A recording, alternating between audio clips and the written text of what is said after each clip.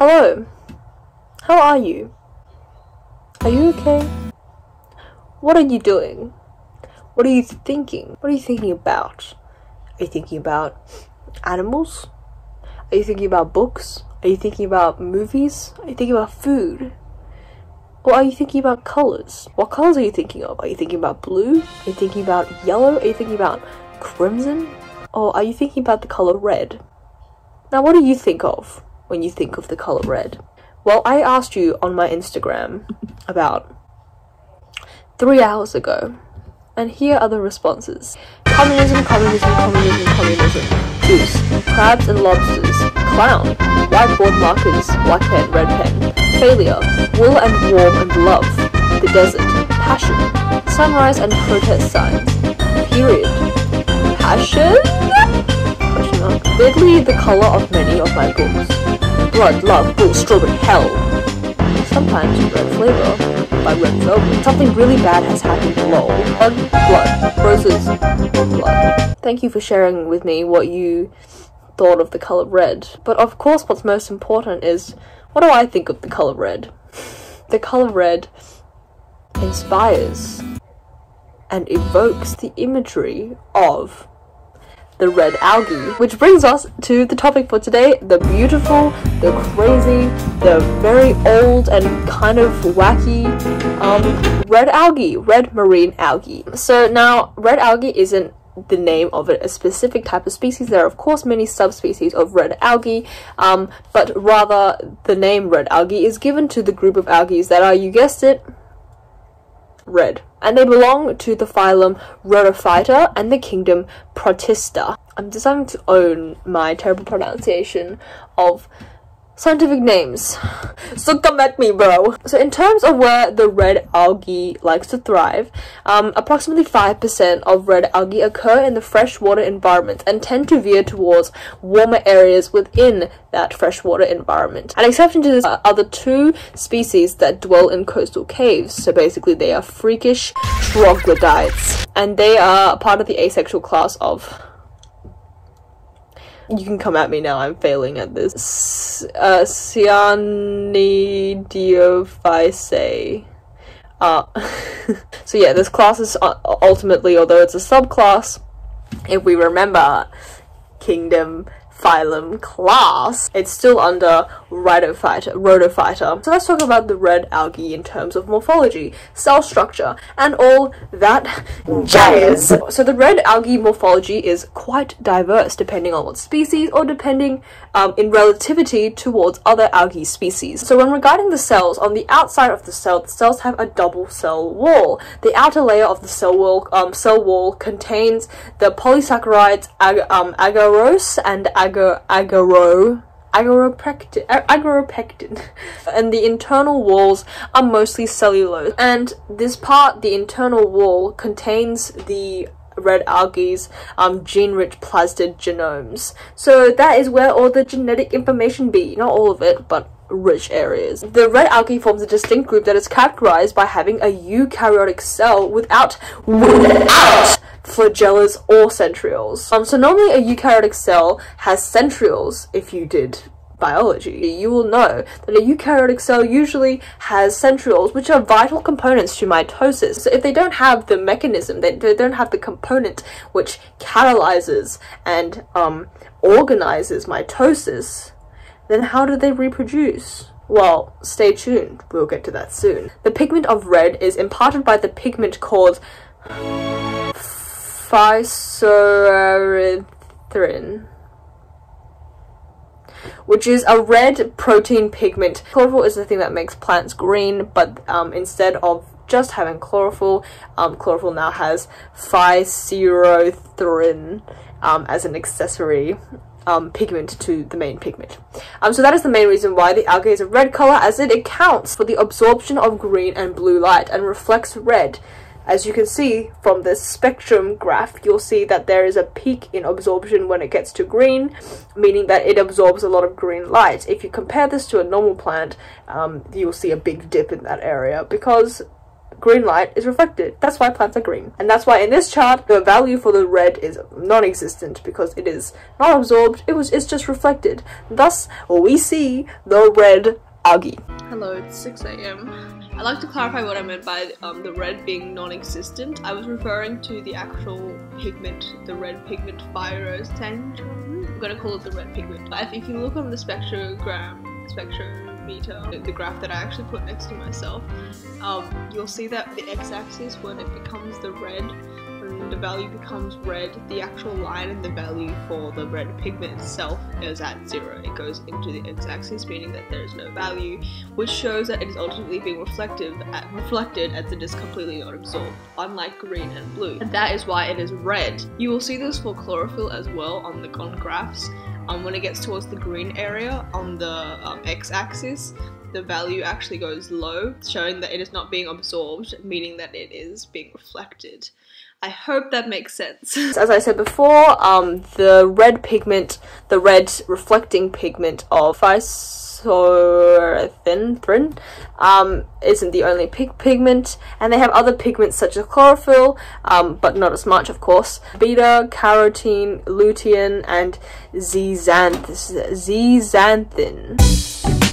And they all induce different colors, but of course the main color that we see is red. A distinctive function that distinguishes red algae from other algae and other plant species is its formation of pit connections. Now, this is a funky process which took me a while to understand. So I found this website that gives an excellent rundown of how it works. I will link the website in the description below, as they have some pretty good information on red algae. Pit connections, according to this website, are due to the fact that red algal cells never really undergo the complete phase of cytokinesis. Remember, there are no centrioles, they're only microtubules. Centrioles is what organizes the 9 microtubules. Therefore, of course, they couldn't finish cytokinesis and the whole cell cycle. Since cytokinesis remains incomplete, the parent cell does not get divided into 2 separate daughter cells like it normally would in mitosis, and when the parent cell undergoes division, a small depression is formed in the wall, which is referred to as the pit, the point where a newly formed daughter cell remains in contact with the parent cell.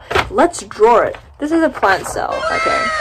And in the plant cell, when everything is being duplicated, that's the nucleus, by the way, I'm not bothered to draw everything else. When it's going through mitosis, it creates, double of all the organelles, so let's just say it is at telophase. And so there are 2. The cell is preparing to split into 2. And so when it is splitting into 2, instead of completely splitting, a small depression is formed right here. It's not a hole, it's a depression. It's like a dip. And so instead of splitting, this becomes a little pit, and within there a daughter cell forms. Does that make sense? And that is what distinguishes red algae from other plants and algae. So in terms of reproduction, the red algae reproduces both sexually and asexually. Asexual reproduction occurs through the production of spores or by vegetative matters. The reproduction of spores is common in bryophytes like mosses and lichens, and vegetative means is more like a plant, a normal plant.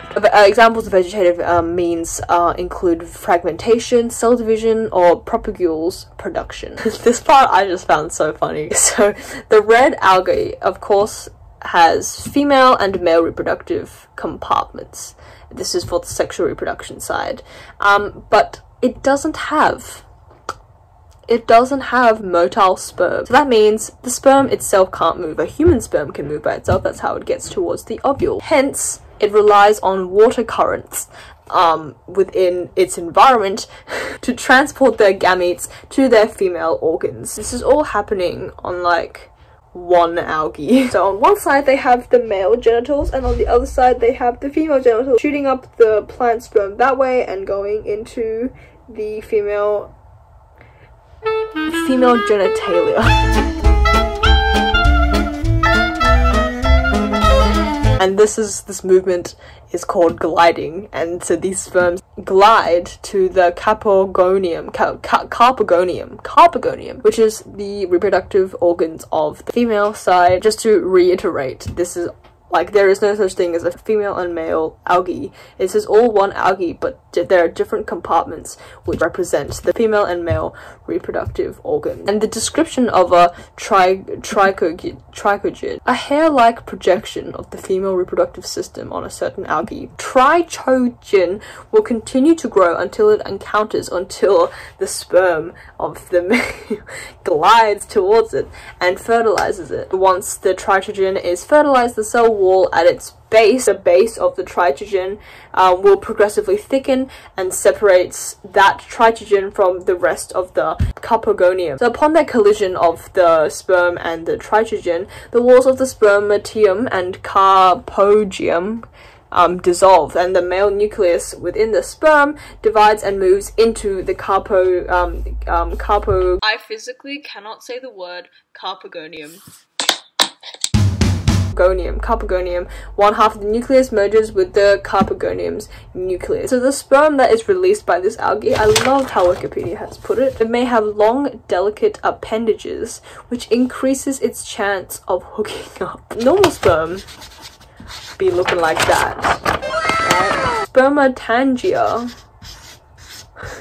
be looking like that. So because it's gliding, it needs more of the opportunities to hook on to the carpogoniums, which will allow reproduction. The oldest fossil record of the red algae occurs in rocks dating to 1.5 billion years ago, and their fossils that have been formed are important builders of the limestone reefs, with the earliest being known from the Cambrian period. And in terms of what red algae can do to us humans, red algae has a wide range of medical applications. It is supposed to improve the immune system of increasing the amount of white blood cells. This is attributing to the fact that it has sulfated polysaccharides, which is found within the red algae. And this accounts to why Asian countries such as China and Japan have been using the red marine algae as food since ancient times. Asians ahead of the game. The red algae have also shown their ability to control the growth of yeast and the growth of the virus, which causes herpes. So, kids, if you've been a bit around town, use red algae. Red algae is most commonly a traditional medicine for many diseases such as urinary infections, asthma, goiter, disorders associated with the stomach, and it also provides nourishment for the skin, and hence is effective for eradicating skin problems such as boils and, in very rare cases, acne. They are also really helpful in treating ulcers and tumors. The sulfated polysaccharides present within red algae have found to be effective very mildly, still being tested, effective for diseases such as HIV and AIDS, genital herpes, and influenza. This also, for people who are looking for weight loss options, red algae reduces the level of cholesterol and fat within the blood and is very beneficial for weight loss in that fact. However, despite being a really cool and beneficial algae, certain species can sometimes be toxic as they contain traces of arsenic, which can be fatal. So there you go. That's what I think of when I think of the color red. I think about the red algae. Thank you for watching. Thank you for tuning in, and I hope you have a good week. Nurture nature.